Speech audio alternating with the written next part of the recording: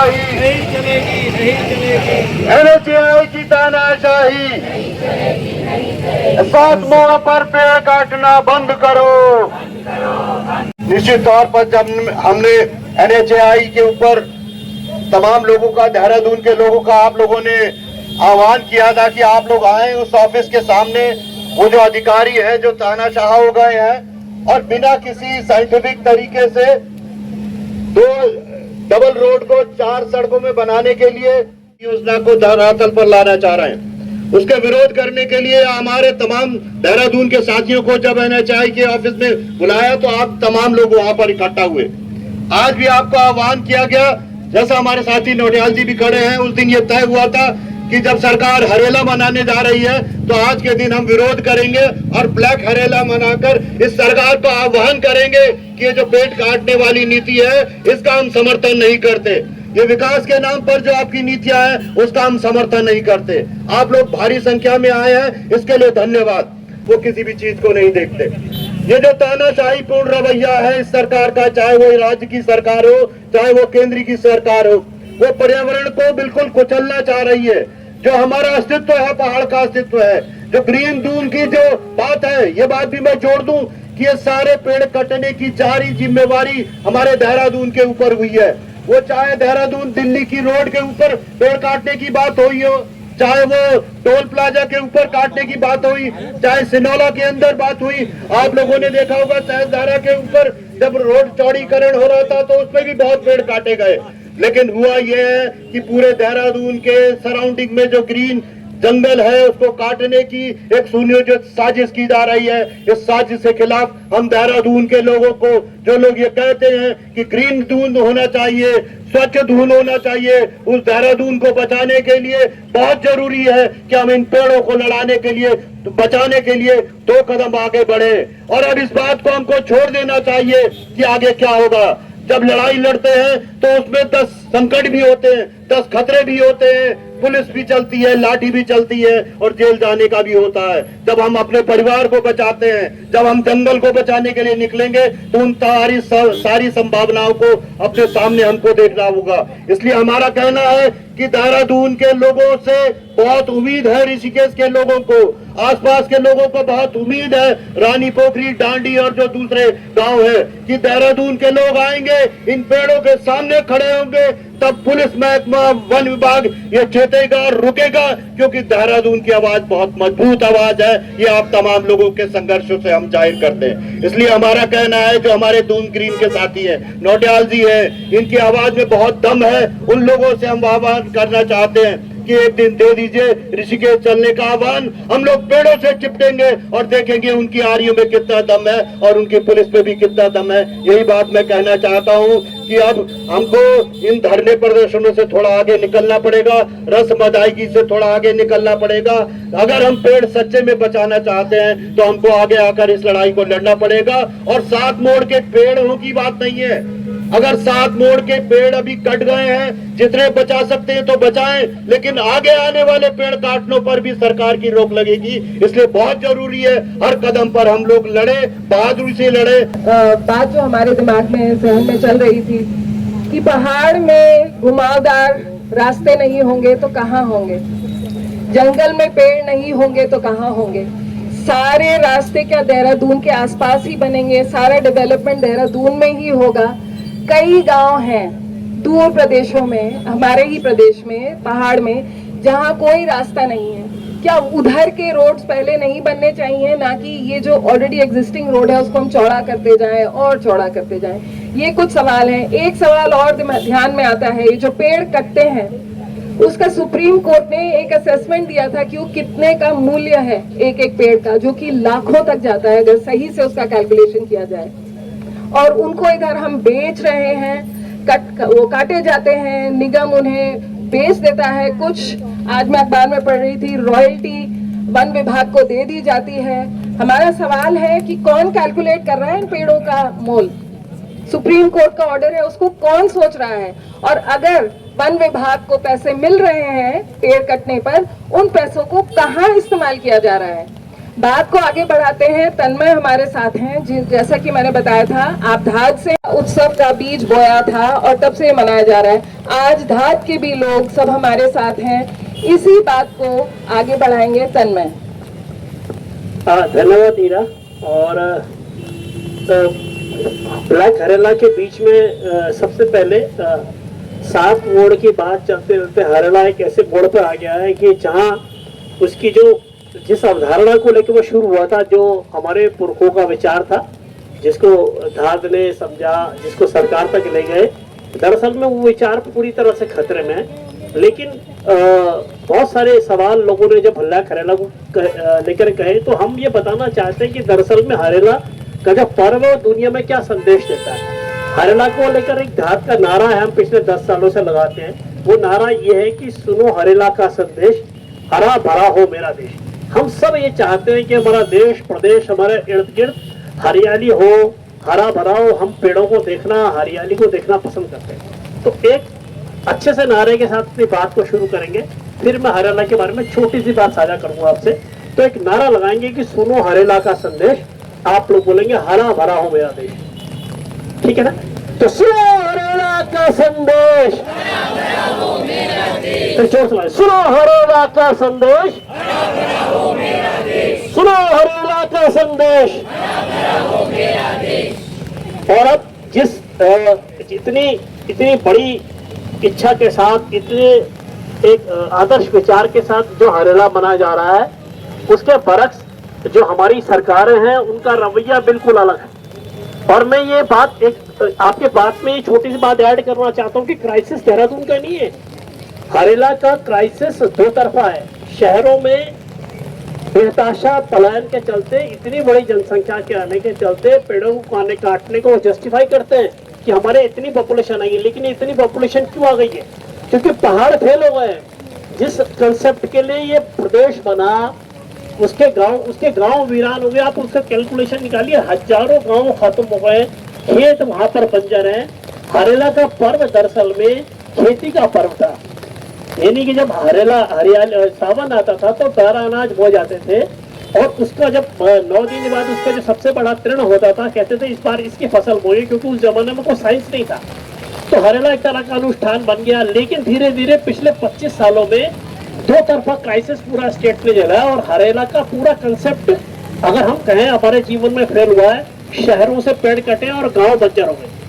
तो हमने पिछले बार 2 नारे दिए थे।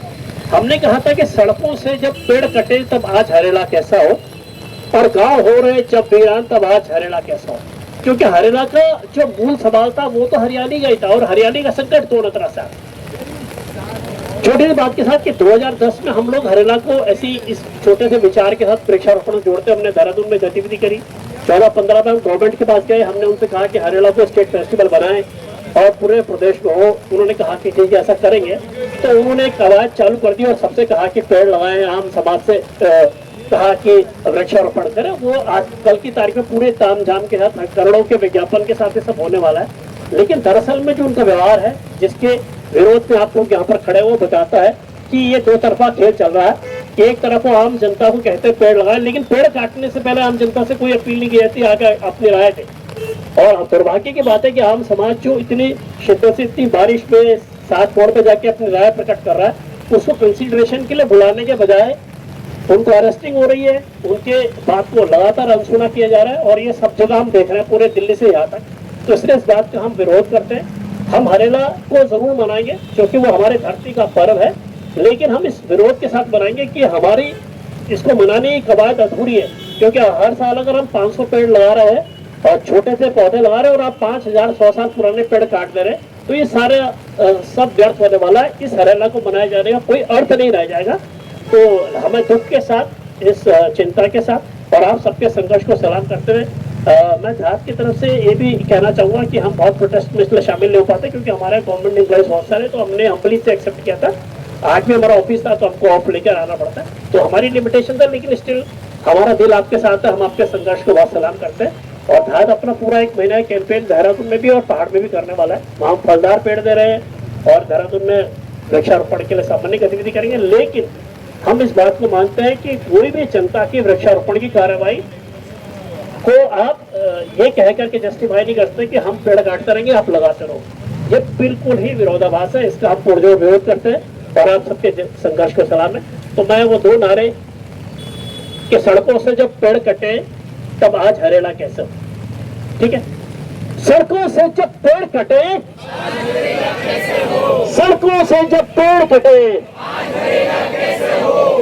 और साजिश से जब पेड़ हटे, क्योंकि साजिश है, साजिश से जब पेड़ हटे, साजिश से जब पेड़ हटे और हमारे संघर्ष के साथ उस संघर्ष को भी जो गांव में बहुत सारे लोग जिनके वॉइस नहीं है, जो देहरादून नहीं आ सकते, जो गांव के अपने सामने अपने घर गांव को हाथ होते हुए अपने खेतों को बंजर होते हुए देख रहे हैं, एक पूरा पॉलिसी फेल्योर पहाड़ के लेवल पर भी है, तो उनके लिए भी यही गांव हो रहे जब वीरान, क्योंकि हरेला गांव का ही पर्व है। तो गांव हो रहे जब वीरान तब आज हरेला कैसे हो, इसके बाद मैं अपनी बात समाप्त करता हूँ। तो गांव हो रहे जब वीरान, गांव हो रहे जब वीरान, तो इन दोनों सवाल के साथ और आपके संघर्ष को बहुत बहुत सलाम करते हुए हम जब अगर आपके साथ नहीं भी तब भी हम आपके साथ हैं, जहां भी जैसी भी भूमिका आप हमारे लिए कहेंगे हम तैयार हैं। हम पूरे महीने भर हरेला करने वाले, अलग अलग जगह जाएंगे, आप लोग भी स्वागत है। जब भी जहां भी आना चाहे तो हम मेरा है, कोई भी मेरा नंबर दे सकते हैं। स्वागत है। यहाँ आए सभी लोगों का मैं बहुत तहे दिल से स्वागत करता हूँ और धन्यवाद करता हूँ कि इस मुहिम में सब लोग आज साथ इकट्ठे हुए हैं। पहले भी इकट्ठे होते रहे हैं और आगे भी इकट्ठे होते रहेंगे। ईरा जी ने बताया कि मैं बर्ड वॉचर हूँ। बीइंग अ बर्ड वॉचर, हम बाहर के स्टेट से लोगों को देहरादून लाते हैं बर्ड वॉचिंग कराने के लिए। और आपको शायद मालूम नहीं होगा या हो सकता है कुछ लोगों को मालूम हो, ये आजकल ब्रीडिंग सीजन है बर्ड्स का, और जो जंगल काटे जा रहे हैं उनमें भी बर्ड्स ब्रीड कर रही हैं आजकल। तो जिस तरह से पेड़ उगाने का एक सही समय होता है, उस तरह पेड़ काटने का भी एक सही समय होता है। और फॉरेस्ट डिपार्टमेंट के पास इसका मैंडेट है कि किस महीने पेड़ काटने चाहिए, किस महीने नहीं कटने चाहिए। और ये जुलाई अगस्त मानसून का सीजन ऐसा है जहां कभी भी पेड़ नहीं काटता फॉरेस्ट डिपार्टमेंट।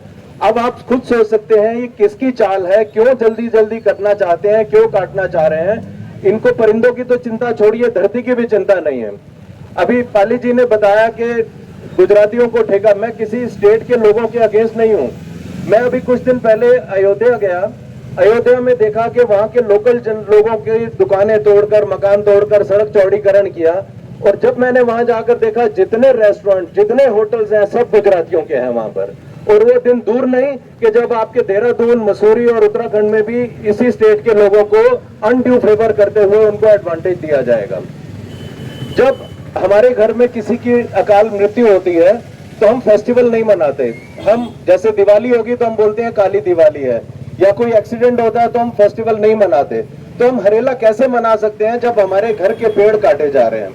तो मैं बहुत ज्यादा नहीं बोलते हुए कि ये सही समय नहीं था, और इसके आनंद फानंद में पेड़ काटने के पीछे सरकार की क्या मंशा है वो हर कोई जानता है। सुप्रीम कोर्ट में भी अपील सुनने में आया की गई है, लेकिन जब तक वो अपील सुनवाई होगी तब तक न जाने कितने पेड़ और काट दिए जाएंगे। सब लोग साथ आएंगे, सब लोग इकट्ठा हल्ला करेंगे तो उम्मीद है कि कुछ पेड़ों को हम बचा सकें। धन्यवाद। सबसे पहले तो इस बारिश के मौसम में आने का आप सभी का धन्यवाद। बाकी ये हमारा कर्तव्य भी है इस समय में, जब इतनी बेरहमी से हमारी सरकार जो है 7 मोड़ पे पेड़ काट रही है। और ये अजीब विडंबना है कि हरेला के दिन या हरेला के इस महीने में हमें काला हरेला मनाना पड़ रहा है, खासकर धात के लिए। धात हर साल हम भी धात के साथ आते थे और यहाँ पे हरेला मनाते थे और पेड़ लगाते थे, पर इस बार ये कोई हमें मतलब खुशी नहीं हो रही कि हम ये काला हरेला मना रहे हैं। ये काला हरेला सिर्फ एक संदेश है कि एक तरफ आपके हाथ में पेड़ है और एक तरफ आपके हाथ में कुल्हाड़ी है। तो कल जब 16 जुलाई को आप वहां नाटक करोगे पेड़ लगाने का, सारे नेताओं की तस्वीरें सुबह अखबारों में आएगी, तो ये तस्वीरें भी उनके सामने रहे कि असल में आप क्या कर रहे हो। ये सिर्फ पेड़ लगाने का जो दिखावा कर रहे हो इसको बंद करो, और असल में जो जरूरत है हमें अपने संपदा को बचाने की, अपने पेड़ों को बचाने की, उसकी हमें ज्यादा जरूरत है। उसकी हमें वो कार्यक्रम आप करो, और उल्टा आप जो है ये पेड़ लगाने का एक नाटक करके और असली पेड़ों को जो है वहां काटते जा रहे, जो हमारे जंगल है। और न केवल पेड़, वो एक एलिफेंट कॉरिडोर है जिसके लिए हम लोग संघर्ष करते आ रहे हैं। हमारे शहर की एक जो है रेणु पॉल है मैम, उन्होंने भी उसमें याचिका डाली, वहां पे हाई कोर्ट में भी लड़े, जबकि हाई कोर्ट ने फैसला भी दिया 9 जनवरी को कि सुप्रीम कोर्ट के ऑर्डर मानने होते हैं इस पे। और ये सबको पता है कि सुप्रीम कोर्ट के ऑर्डर हर कोर्ट से ऊपर है, हर एनएचएआई से ऊपर है, हर विभाग से ऊपर है। फिर भी सुप्रीम कोर्ट के ऑर्डर्स को दरकिनार करके किस जल्दीबाजी में पेड़ काटे जा रही है समझ से परे हैं। और सतपाल जी ने कहा सॉरी टू से कि पेड़ काटने का मौसम होता है, मेरे हिसाब से पेड़ काटने का कोई मौसम नहीं है। और पेड़ काटना तो कई, अब जैसे अभी नॉर्वे ने शुरुआत की है कि पेड़ काटना उन्होंने कंप्लीटली बैन कर दिया कि अब हमारे देश में पेड़ नहीं काटे जाएंगे। हमारा तो खैर मुझे लगता नहीं अपनी जिंदगी में हम वो वक्त देख पाएंगे अनफॉर्चुनेटली, पर हम फिर भी हम हर बार हारे। हमारे लोग अभी जेल भी गए, इनके लिए मतलब इनके लिए सैल्यूट है कि इन्होंने वहां वो दृढ़ता दिखाई। 1974 में जब गौरा देवी चिपकी थी पेड़ों से, तो आज तक हमारे नेता हर भाषण में, हर प्रोग्राम में गौरा देवी गौरा देवी गौरा देवी करते हैं। और दूसरी तो उनका ये दोगलापन देखिए कि जो लोग गौरा देवी को फॉलो कर रहे हैं आज उनको जेलों में डाल रहे हैं। वैसे हम हर जगह गौरा देवी की मिसाल देते हैं, गौरा देवी के ऊपर बड़ा मतलब भाषण देते हैं। 1974 में सरकार मान गई गौरा देवी के संघर्ष के बाद, उन्होंने वो पेड़ छोड़ दिए रहने के। पर हमारे सरकार इतनी बेशरम है, और मुझे कहते हैं कोई शर्म नहीं है, कोई दुख नहीं है इस बात का कि बेशरम सरकार है, हमारी अंधी बहरी सरकार है, जिसको इतने बड़े बड़े पेड़, इतना एलिफेंट कॉरिडोर कुछ नहीं दिखाई देता। और जबकि वहां जाने के लिए, ऋषिकेश जाने के लिए अगर 4 लेन से जाना है तो हाईवे हमारे पास मौजूद है, पर फिर भी उनको ये एक एडमेंसी है, एक जिद है कि हम ये पेड़ काट के रहेंगे, जनता की आवाज को दबा के रहेंगे। तो मेरा ये साफ कहना है कि ऐसी सरकार को, चाहे कोई भी सरकार जो जल जंगल जमीन के विरुद्ध है, उसको वोट देना महापाप है। अगर आप यहाँ पे जो भी लोग खड़े हैं, अगर ऐसी सरकार, ये पॉलिटिकल बात, इसको आप समझे या ना समझे, हम पॉलिटिकल बात नहीं करते, पर आज पॉलिटिकल बात करनी पड़ेगी कि चुनावी वर्ष में भी सरकार इतनी बेशरम है, सरकार को इतना भी डर नहीं है जनता का कि हमारे वोटों का भी उनको वो नहीं है कि ऐसी सरकार को वोट क्यों डालना। ऐसी सरकार, हमारे पास एक ही ऑप्शन है, हमने जेल जाके देख लिया, हमने कोर्ट जाके देख लिया, अब एक ही हमारा जो हमें बहलावा दिया था कि वोट आपकी ताकत है, इस बार शायद उसको आजमा के देख लें कि कम से कम ऐसी सरकार को उठा के उखाड़ के बाहर फेंका जाए जो हमारे जल जंगल और जमीन को खत्म कर रही है। 47% हमारा जंगल जो है देहरादून का खत्म कर दिया गया पिछले 20-25 सालों में, और ये खासकर पिछले 10-12 सालों में बहुत ज्यादा हुआ है। जिस रफ्तार से हर जंगल, हर पेड़ को काटा जा रहा है और आगे भी टारगेट किया जा रहा है, अभी ये संघर्ष लंबा चलने वाला है। तो अभी कल या हम जब भी जैसे जिसके पास हम प्रोग्राम देंगे और हम लोग जाएंगे वहां ऋषिकेश, हम संघर्ष करेंगे, जितना हमसे हो सकेगा, जितना हम कोशिश करेंगे, इसको रोकने की कोशिश करेंगे। Thank you. होंगे, पर जिसने नहीं देखा प्लीज जाके देखेगा, वहाँ बड़े बड़े मोटे मोटे तने वाले ठूंठ धरती में घुसे हुए हैं। तो अभी 7 मोड़ पर भी जो पेड़ कटने वाले हैं, जो एक्सपेंशन डेवलपमेंट होने वाला है, उसमें कहा गया है कि 700 प्लस कुछ पेड़ हैं जिनको ट्रांसप्लांट किया जाएगा। तो ट्रांसप्लांटेशन की कहानी, वो पेड़ जो यहाँ खड़े हैं में वो आप देख सकते हैं, समझ सकते हैं। एक ऐसा पेड़ नहीं है जो ट्रांसप्लांट किया गया हो सरकार द्वारा जो कि फल फूल रहा हो। CFGD citizens for green Doon ने सालों पहले ट्रांसप्लांट किए थे पेड़, वो हरे भरे हैं आज तक। तो जब आपका दिल सही जगह पे नहीं है, आपकी मंशा सही नहीं है, आप सिर्फ अपना एजेंडा जो आपका डेवलपमेंट वाला, चौड़ीकरण वाला, पेड़ काटने वाला है, उसको आगे बढ़ाना चाहते हैं, तो आप ट्रांसप्लांटेशन के पीछे छुप जाते हैं। हितेश, तो ये कल भी थे ऋषिकेश में, ये कुछ आपके साथ साझा करना चाह रहे हैं हितेश? सभी साथियों को प्रणाम। आप लोग यहाँ आए, इस भारी वर्षा में यहाँ खड़े हैं सभी समक्ष, और आप लोगों के अंदर प्रेम है प्रकृतियों के लेके, तो ही आप यहाँ पे शामिल हैं। हम भी गए।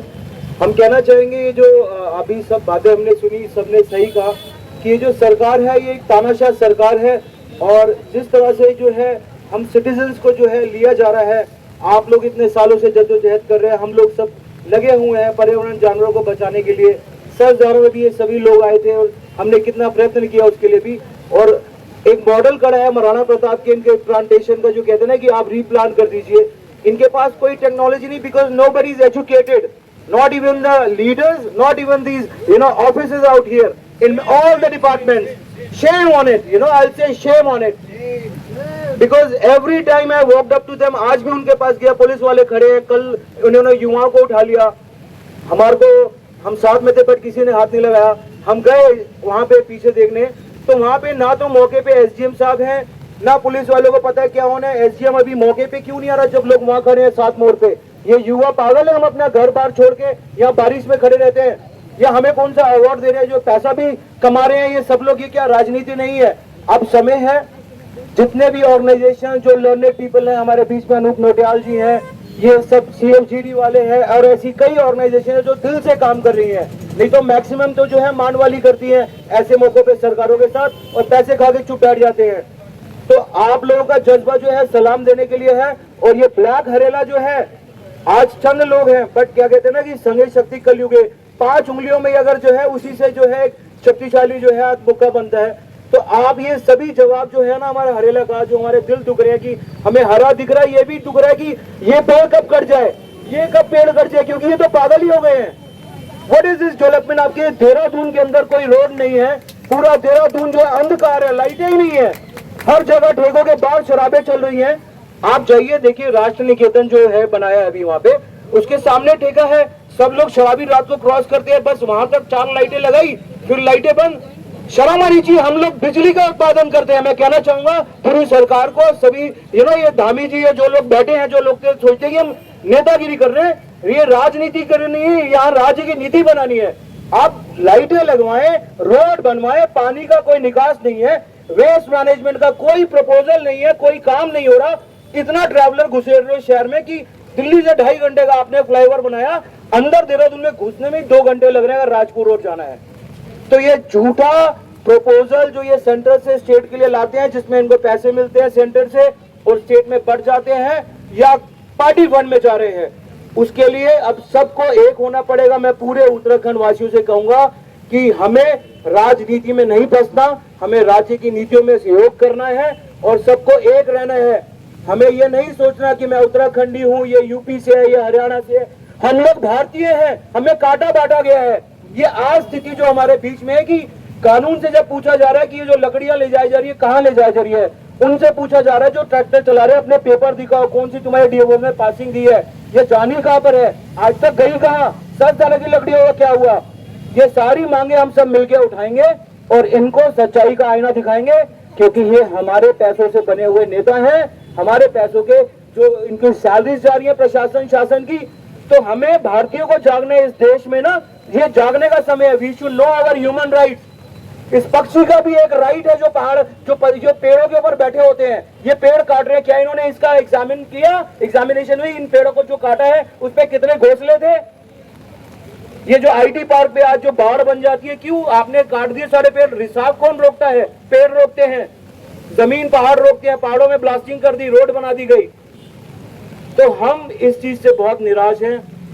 हम अपने तहे दिल से कहना चाहेंगे सभी देवी देवताओं से देवभूमि में कि आप सब जो है हम सबका साथ दें, अपनी शक्ति अपनी भक्ति से इन लोगों को एक आवाज बने। और इस बार राजनीति ऐसे नहीं होगी कि हाँ भाई आए अंकल, अरे हमें पार्षद बनना है, विधायक बनना है, ये वो। नो, हटाओ इन बुजुर्गों को यहाँ से, हटाओ इनको। बहुत पैसे कमा लिया उन्होंने, विश्व में बाहर जाके अपना पैसे इन्वेस्ट कर रखा है। युवाओं को मौका दो, इन लोगों को मौका दो जो सब लोग खड़े होते हैं, ग्राउंड से शुरू होती है। और ये जो हमारा हाल है उत्तराखंड का, और जो मोदी जी आपने बनाया है मॉडल ना, ये बेवकूफ बनाने वाला मॉडल हम लोग तो जो है पढ़े लिखे लोग हैं, सामाजिक लोग, हम तो नहीं ले पाएंगे। बहुत बहुत धन्यवाद। आप सबको मेरे तहे दिल से नमस्कार। ये एक बहुत ही खास दिन है कि इतने सारे लोग जो है यहाँ पे जमा हुए हैं किसी एक ऐसी चीज के लिए जो हम सबके लिए इस मोमेंट पे बहुत ज्यादा जरूरी है। क्योंकि हम सभी देख रहे हैं कि देश दुनिया में भी क्या चल रहा है, किस तरह के लोग बैठे हैं, किस तरह के लोग बातचीत कर रहे हैं, किस तरह के लोगों की बातें पहुंचाई जा रही है, किस तरह के लोगों की बातें नहीं पहुंचाई जा रही हैं, दबाई जा रही हैं। तो मैं अपने पिताजी, क्योंकि मेरे पिता जो है वो अब उनको स्ट्रोक कुछ साल पहले गया था, उसके बाद से उनकी मानसिक स्थिति ऐसी नहीं है कि वो बातचीत कर पाए, बाहर आ पाए। और कई साल बाद उनकी एक 2001 में उन्होंने कविता संग्रह अपना निकाला था। तो मुझे अभी घर शिफ्ट करते हुए किताबें मिली उनकी, और उसमें कुछ बहुत सुंदर कविताएं जो मैंने उनसे विरासत में मुझे मिला है। उनसे विरासत में मुझे प्रकृति के लिए प्रेम मिला है मेरे पिताजी से, और वही मैं मानता हूँ कि शहर से हम सबको मिला है। हम सबको प्रकृति के लिए, पेड़ पौधों के लिए। और शहर किसका है? ये शहर इस घास का है जो कंक्रीट को तोड़ के निकल रही है। ये शहर इन पेड़ों का है, चिड़िया का है, कीड़े मकोड़ों का है, सिर्फ हमारा नहीं है। और इस चीज के लिए हम सबको साथ आना बहुत जरूरी है। और ये इसलिए बहुत एक स्पेशल मोमेंट है, बहुत ही सुंदर मोमेंट है कि हमसे यहाँ पे है। और मैं अपने पिताजी की एक पोएम आप सबके सामने पढ़ना चाहूंगा, जो इस संग्रह का नाम है समन्वय, प्रकृति से समन्वय। और इस कविता का नाम है तरुवर, पेड़। जीवित वृक्ष जीवन भर करता रहा प्राणवायु का दान। जीवित वृक्ष जीवन भर करता रहा प्राणवायु का दान। अपनी जड़ों से भूख चरण रोकता, मृत पत्तों से नई मृदा बनाता, अपने फूलों से पृथ्वी सजाता, शुदा मिटाने को फल भी दे जाता, मरकर भी कतरा कतरा उसका आता मानवता के काम। सचमुच तुम हो महान हे तरुवर, तुम हो महान। धन्यवाद। कनाल रोड पर पेड़ों को चौक किया जा रहा था कंक्रीट के साथ, तो मैं उसे शाबाशी देना चाहूंगी और आप सबसे आग्रह है कि ऐसे यंगस्टर्स का आप साहस बढ़ाएं। तो इसने हमें रोज फोन किया, रोज जो है पेड़ों की जड़ों में कंक्रीट भर रहे थे उन पर नजर रखी, उनको दुखी किया और फॉलो करता रहा। और ये किस निस्वार्थ भाव से, इसने कहीं पोस्ट नहीं किया, इसको कुछ उससे मिल नहीं रहा था, इसका जेन्युइन प्यार था हरियाली के लिए। तो एक बार जोरदार ताली राजदीप के लिए। Thank you so much ma'am. मैं 2017 में गुड़गांव में एक कंपनी में इंटर्नशिप कर रहा था। गोल्ड कोस्ट रोड पे बहुत पॉश एरिया है, बहुत बड़े बड़े कॉर्पोरेट सबके कैपिटलिस्ट के बिल्डिंग दिखते हैं वहाँ पे। तो जब मैं इंटर्नशिप करके अपनी पीजी वापस जाता था, वहाँ पे एक मजदूर औरत एक पाइपलाइन फटी हुई थी रास्ते में, उसमें से पानी पीने का इकट्ठा करती थी, ठीक है। और सेम ऑफिस में जिसमें मैं इंटर्नशिप कर रहा था, वहाँ पे एक सिस्टम जो टॉयलेट था वहाँ पे, उसमें से रात दिन पानी बहता था। मैंने रिसेप्शन पे बात की, मैनेजर को बोला, किसी ने कोई ध्यान नहीं दिया। मतलब मुझे रात को सपने में ये आता था कितने गैलन्स ऑफ वाटर रात दिन उस ऑफिस से बह रहा है और वेस्ट हो रहे हैं। And on the other hand वो जो लेडी है, मजदूर औरत, छोटे बच्ची को लेकर फटी हुई पानी की पाइपलाइन से पानी इकट्ठा करती है। जब मुझे कुछ भी समझ नहीं आया तो मैं एक दिन वॉशरूम में गया, मैंने झटके से वो पाइपलाइन जो मतलब जो था सिस्टम से फाड़ दिया। यू वॉन्ट बिलीव 5 से 10 मिनट में प्लम्बर को बुलाया और वो पानी ठीक कर दिया। जब उस वॉशरूम से पानी भर के ऑफिस के बाहर जहाँ सिटिंग एरिया था वहां पे आने लगा। तो जब तक हिंदुस्तान में हम लोग कहते उंगली टेढ़ी नहीं करेंगे तब तक ये यहाँ नहीं निकलता। Same thing is happening with Sonam Wangchuk. Social media पे पूरा mainstream media sold out to these Gujarati people, and on the other hand the people जो सच में एक नेशनल इंटरेस्ट में सोचते हैं, जो छोटे छोटे यूट्यूबर्स हैं, वही सोनम वांगचुक जी को भी कवर कर रहे हैं। And the same thing is happening in this protest as well. जो छोटे छोटे यूट्यूबर्स हैं, इन्फ्लुएंसर्स हैं, कुछ उत्तराखंड के जो लोकल न्यूज चैनल है वही आ रहे हैं जो हमें कवर कर रहे हैं। So in this time we all know that we are हम शिकार बने कैपिटलिज्म के एक चमक, हमें जो तस्वीर दिखाई जाती है उसके, बट हमें समझना पड़ेगा जो हम मदर नेचर को वी कांट ओवरकम दैट, वो सच में बदला लेगा। Same thing has happened in last year सितंबर। जो सारे प्रेमनगर का पुल जो टूटा वो इनसे अब तक ठीक नहीं हुआ। और समझिए जहाँ पहाड़ में बम्बार्डिंग ये लोग कर रहे हैं, क्या हम उसको रिकवर कर पाएंगे इस लाइफ टाइम में? कभी नहीं। हमारी जनरेशन निकल जाएंगी but we can't overcome that loss to the mother nature for us and for our coming generation. हमारे पूर्वज बोलते हैं हमने अंग्रेजों के खिलाफ लड़ाई लड़ा, फ्रीडम नेशनल स्ट्रगल में हम लोग थे, चीन के खिलाफ युद्ध लड़ा, कारगिल का युद्ध लड़ा, 26/11 के उसमें हम लोग थे।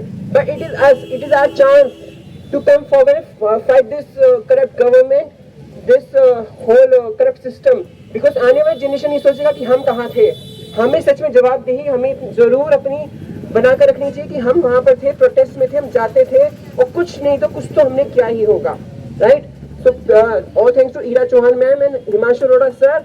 मुझे कुछ नहीं पता था मैं किसको शिकायत करूं नगर निगम की, तो ये लोग थे जो आते थे दोपहरी में धूप में, हम लोगों ने काम किया and thanks to sir ma'am again. और आज भी अगर हम थोड़ा सा जागरूक रहे, आज भी कन्नड़ रोड पे अगर आप जाएंगे लग्जूरिया फार्म के पास, वो ईंट पत्थर टाइल्स वहाँ ऐसी कैसी पड़ी है, कोई काम नहीं हो रहा। Nagar Nigam of Dehradun is the most corrupt body I would say. और जो वहाँ पे एक IAS ऑफिसर थी, हर name was Namami Bansal, 2019-2020 batch के IAS officer, she herself came to the spot. कुछ जवाबदेही नहीं थी, शी वाज हैप्पी। उन्हें यही नहीं पता डिफरेंस कि ऑर्नामेंटल पेड़ क्या होता है, नेटिव ट्री क्या होता है। I was the one who came forward and told her, ma'am, we need to put these native trees in the footpath. और वो ornamental पेड़ लगाते हैं, खुश हो जाते हैं। ornamental पेड़ बायोडाइवर्सिटी अट्रैक्ट नहीं करता, उसमें स्नेल नहीं आएगा, चिड़िया नहीं आएगी। जो चिड़िया के स्क्रीड जो खाएगा बीच में, वो जो दूसरी जगह स्प्रेड करेगा वो ग्रो नहीं होता। थोड़ा सा अवेयर हो जाइए प्लीज।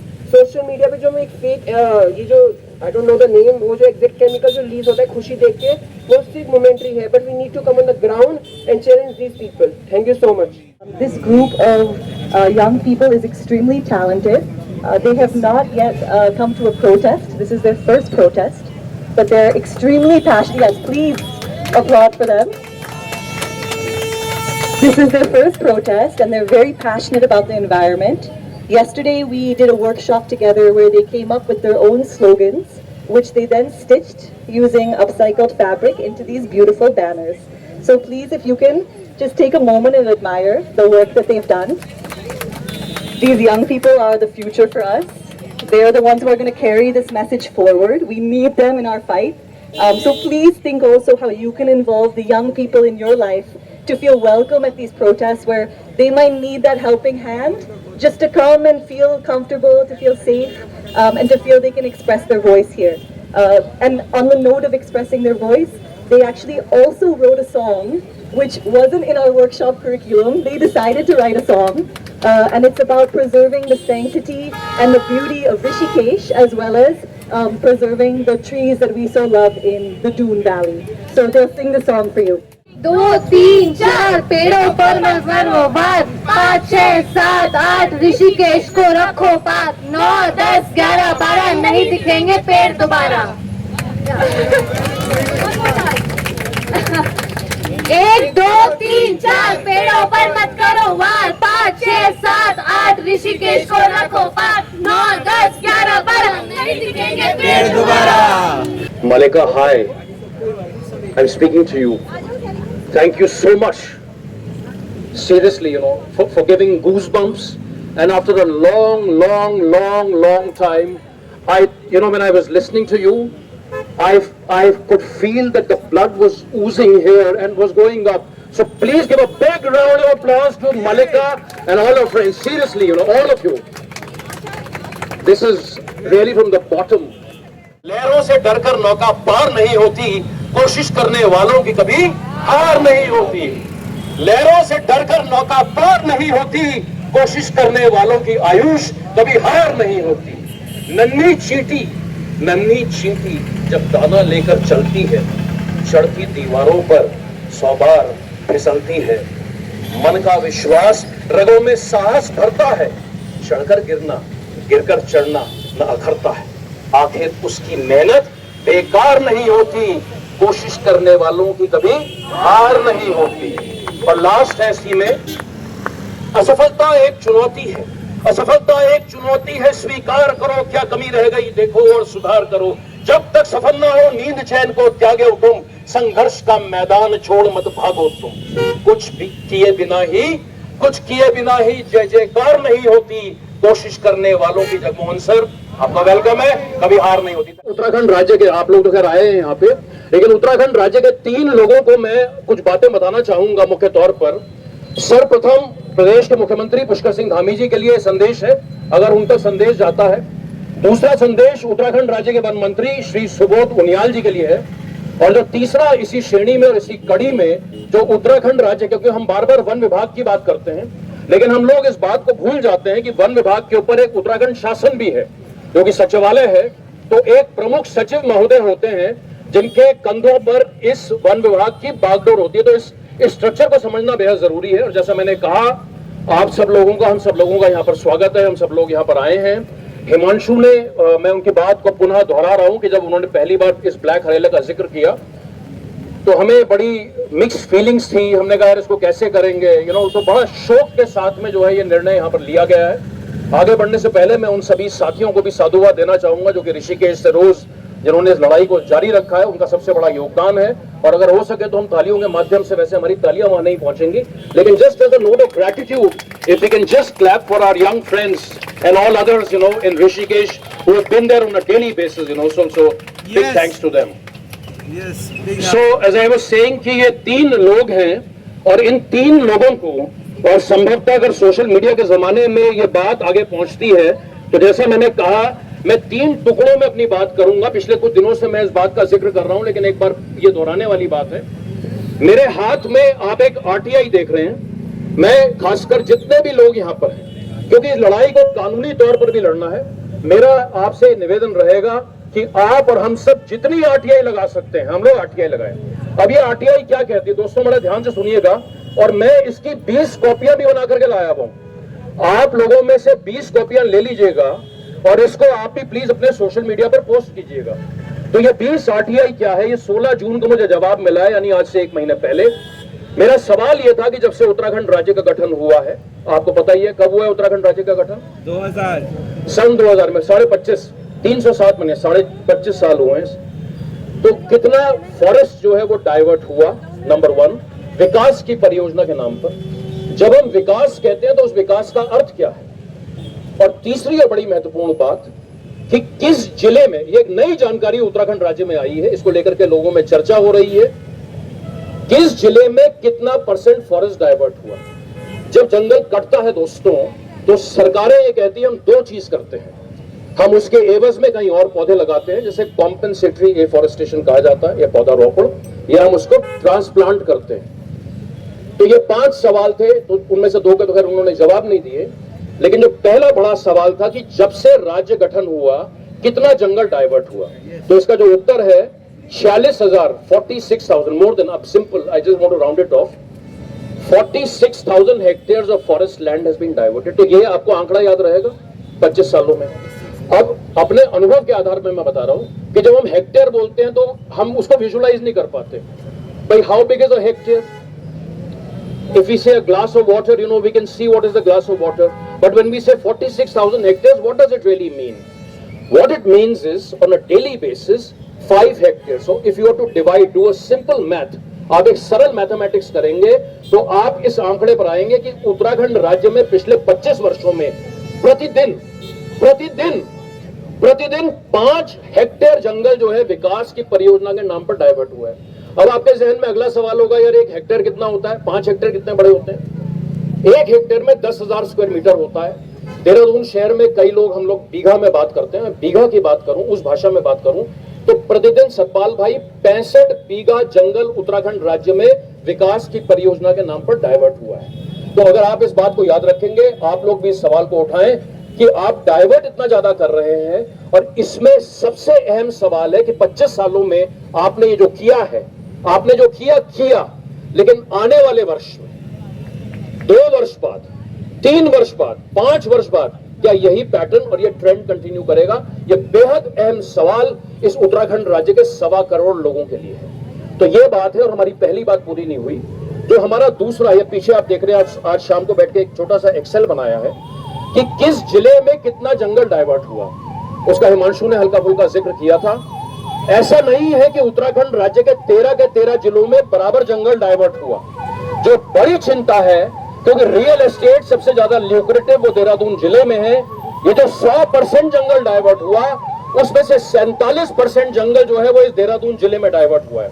सर्वाधिक जो जंगल डाइवर्ट हुआ सरकारी आंकड़ों के आधार पर, और ये आप और हम सभी जानते हैं कि वास्तविकता जो होती है सरकारी आंकड़ों से कहीं ज्यादा होती है, लेकिन स्वयं सरकार के आंकड़े में बताते हैं कि पिछले 25 वर्षों में जो जंगल पूरे उत्तराखंड राज्य में डाइवर्ट हुए वो आपके इसी देहरादून जिले में हुए। छोटा सा उसमें मैं आंकड़ा और ऐड करना चाहूंगा।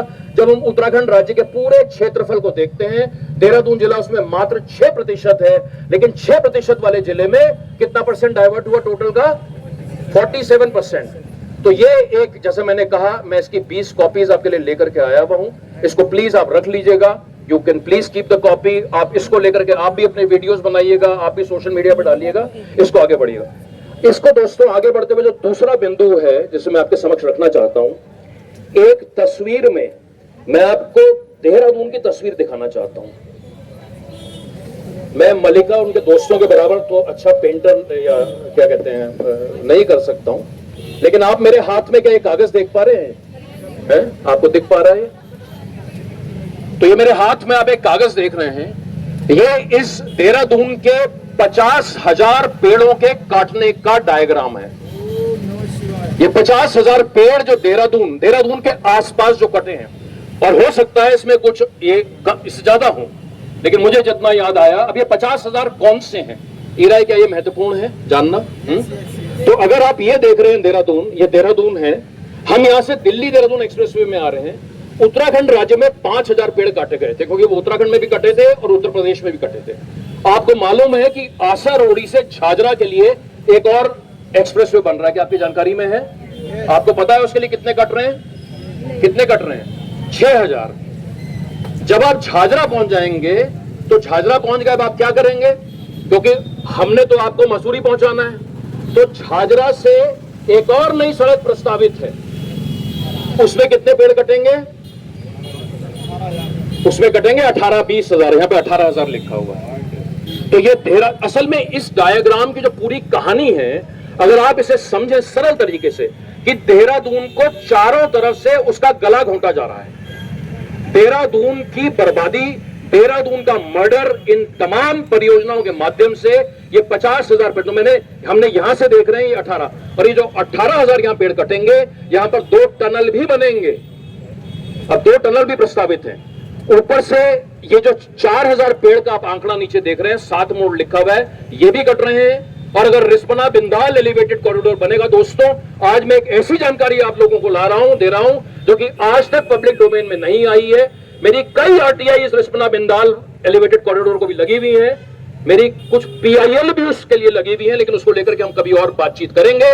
लेकिन उस रिस्पना बिंदाल एलिवेटेड कॉरिडोर के लिए भी आरटीआई के आधार पर जगमोहन सर 3,500 पेड़ों का कटना देहरादून शहर के अंदर, आरटीआई जिस लड़ाई को ऋषिकेश में लड़ा जा रहा है, जिस 3-4 हजार पेड़ों को 4 हेक्टेयर जंगल इस देहरादून शहर में इस रिस्पना बिंदाल के नाम पर भी काटा जाएगा।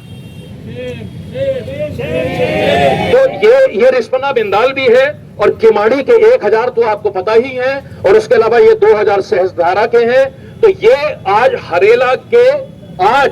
इस हरेला की पूर्व संध्या 2026 पर जो एक ऐतिहासिक मोड़ है उत्तराखंड राज्य के लिए, ये देहरादून का आप डायग्राम देख रहे हैं, उसकी बर्बादी के 50,000 पेड़ कटे गए। Might be missing, several might be missing in this.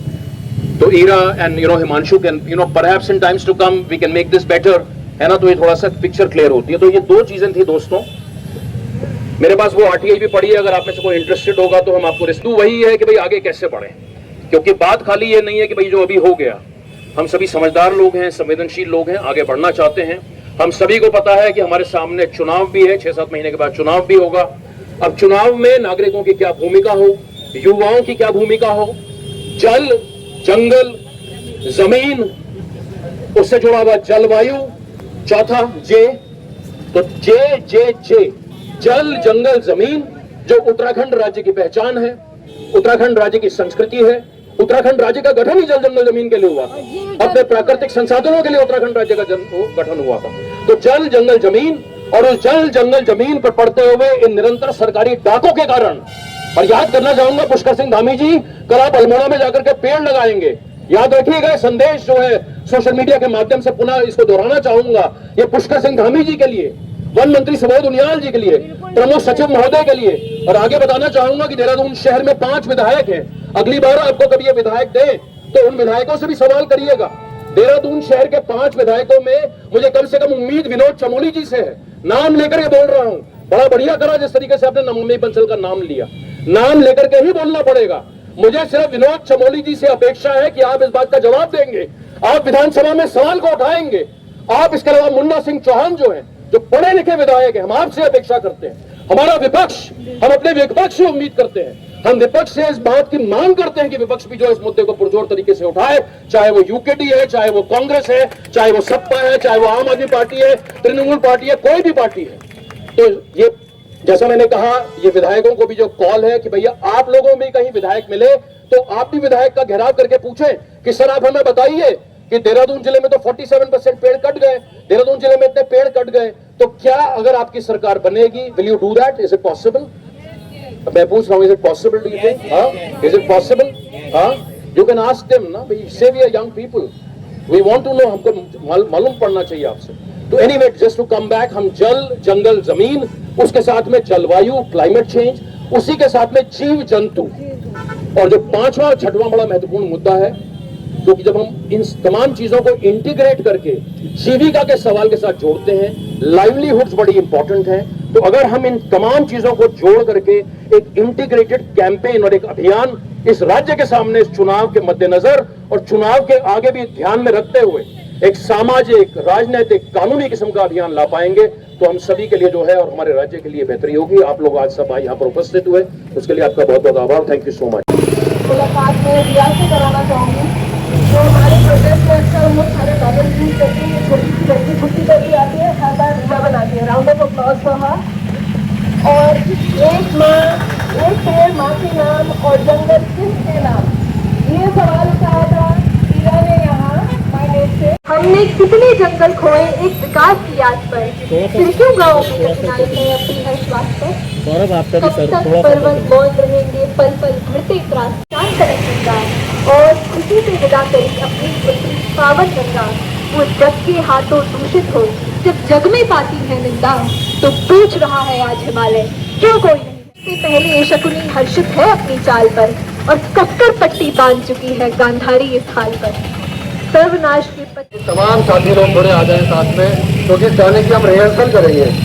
ये मैं कोई परफेक्ट नहीं हूँ इसमें, तो हम सब मिलकर आज इसका एक रिहर्सल करेंगे, इसको प्रैक्टिस करेंगे हम लोग। जीवन पेड़ों की रखवाली हो, जीवन पेड़ों की रखवाली हो, मिट्टी पानी और बयार ये है जंगल के उपहार। और बयार ये है जंगल के उपहार। मिट्टी पानी और बयार ये है जंगल के उपहार। मिट्टी पानी और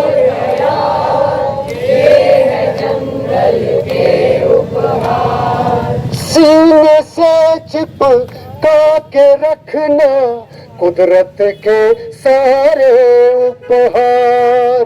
सीने से चिपका के रखना कुदरत के सारे उपहार। पेड़ है सांसें, पेड़ है जीवन, पेड़ों की रखवाली हो। तालियां। बीज एक छोटा सा देखो, बड़ा वृक्ष बन जाता है। छोटा सा देखो, बड़ा वृक्ष बन जाता है। फल और फूलों की सौगातें जी भर हमें लुटाता है। फल और फूलों की सौगातें जी भर हमें लुटाता है। पेड़ है जीवन, पेड़ों की रखवाली हो। पेड़ है जीवन, पेड़ों की रखवाली हो। वहाँ पर डिटेन भी किए हैं पुलिस ने। आप तो यकीन माने कि हमारे पास जमानती खत्म हो जाते हैं। इतने लोगों की जमानत कर दी कि अब तो हम जमानत में कहीं आते ही नहीं है। हमें नए नए जमानती ढूंढने पड़ते हैं कि भाई आ जाओ, इनका जरा जमानत करवा दो। उसमें फिर हम लोग इधर उधर फोन घुमाते हैं, किसी को पकड़ के लाते हैं। कोई अपने स्कूटर के कागज देता है, कोई कार के कागज देता है, और बड़ा दुर्भाग्य है कि लोग देते भी नहीं है।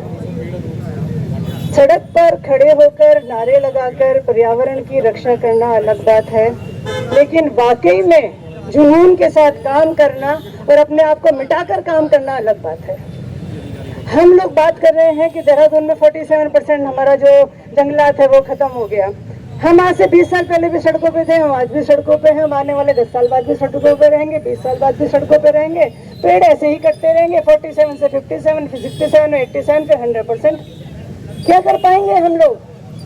क्या आपको नहीं लगता कि अब हम लोगों को प्लान बी पर काम करना चाहिए, कुछ ऐसा कंक्रीट करना चाहिए कि जिससे कि धामी जी सुने? लेकिन बड़ा दुख होता है, बहुत दुख होता है जब हमारे ही बच्चे निकलकर, ठीक है यहाँ आगे खड़े हो गए, मैं क्रिटिसाइज नहीं कर रही हूँ, मेरी बातों को गलत मत लीजिएगा, मैं क्रिटिसाइज नहीं कर रही हूँ, लेकिन ठीक है हम लोगों ने प्रोटेस्ट कर दिया, हम लोग चले गए हमारे अनूप नोटियाल जी कितना अच्छा काम कर रहे हैं, RTI निकाल रहे हैं, सब कुछ कर रहे हैं। क्या हमारे बीच में से एक ऐसा लीडर नहीं होना चाहिए जो इस बात पर पूरी तरह विधानसभा में काम कर पाए? लेकिन जब अनूप नोटियाल चुनाव लड़ते हैं तो हार क्यों जाते हैं? ये जवाब मैं आप लोगों से मांगती हूँ। आप कहते हैं इंसान बहुत अच्छा है, मैं कहती हूँ बहुत अच्छा है, सरकार कहती है बहुत अच्छा है, NGOs कहते हैं बहुत अच्छा है, पर वो जब चुनाव लड़ता है तो उसको सिर्फ 3,500 वोट पड़ता है। क्यों? क्या आप लोगों ने कभी अपने गिरेबान में झांक कर देखा है? समाज ने क्या अपने गिरेबान में झांक कर देखा है कि अच्छे लोग चुनाव हार क्यों जाते हैं? जवाब दीजिए, मैं आपसे पूछती हूँ। मेहता जी खड़े हैं, बहुत अच्छे आदमी, बड़े अच्छे इंसान है, बहुत शरीफ इंसान है, बड़ा अच्छा काम करते हैं, हमेशा सड़क पर रहते हैं। वो जब मेयर का चुनाव लड़ते हैं तो हार क्यों जाते हैं? अपने आप से पूछिए आप लोग ये प्रश्न। आप लोग क्यों हारते हैं? पूछिए ये प्रश्न। व्यवस्था इतनी सड़ गल चुकी है, इतनी सड़ गल चुकी है कि हम में से, आप में से, हम सब लोग जब चुनाव देने के लिए जाते हैं, वोट करने के लिए जाते हैं, तो हम लोग फिर वोट करते हैं हिंदू मुसलमान के नाम पर। हम लोग फिर वोट करते हैं तेरी जाति मेरी जाति के नाम पर। हम लोग फिर वोट हैं तू देसी में पहाड़ी, तू देसी में देसियों को बाहर करो, पहाड़ियों को ये करो, रावतों को ये करो, गढ़वालियों को ये करो, कुमाऊनियों को ये करो। सच कह रही हूँ या नहीं? अपने गिरेबान में झांक कर देखिए आप लोग। मेरा कहना सिर्फ ये है कि सड़कों पर जनगीत गाकर अगर हम लोग जीत चुके होते तो आज हमारा देश कहीं और पहुंच चुका था। अब गांधीवादी तरीके से सोनम वांगचुक जी वहाँ पड़े हैं, 17 दिन हो गए, कोई उन्हें पूछने वाला नहीं है। JD अग्रवाल जी गंगा को बचाने के लिए 115 दिन का अनशन करते हुए खत्म हो गए। आप और हम में से कितने लोग उनकी जगह गए हैं मरने के लिए? कोई भी नहीं, हम अपने घर में बैठे हैं, मैं भी हूँ उनमें से। मैं आप लोगों से पूछना चाहती हूँ, क्या ऐसा जरूरी क्यों नहीं है कि हम अपने बीच में से किसी अच्छे इंसान को उठाएं, उसको विधानसभा में पहुंचाएं, उसको चुनाव जिताएं? वहाँ पे हमारी व्यवस्था हार क्यों जाती है? हम लोग हार क्यों जाते हैं? आप लोग कितना भी कीजिए, मैं क्रिटिसाइज नहीं कर रही हूँ, ना मैं डिमोरलाइज कर रही हूँ। मैं भी आप लोगों के साथ पिछले 20 साल से खड़ी हूँ, आगे भी खड़ी रहूंगी। अगले जब तक जान है और 10-15 साल इस धरती पर जब तक मैं हूँ, मैं खड़ी रहूंगी। उसके बाद मेरे बच्चे आके खड़े हो जाएंगे, उसके बाद पोते पोतियां आकर खड़े हो जाएंगे। लेकिन ये सिस्टम ऐसे ही चलता रहेगा, ये सिस्टम ऐसे ही।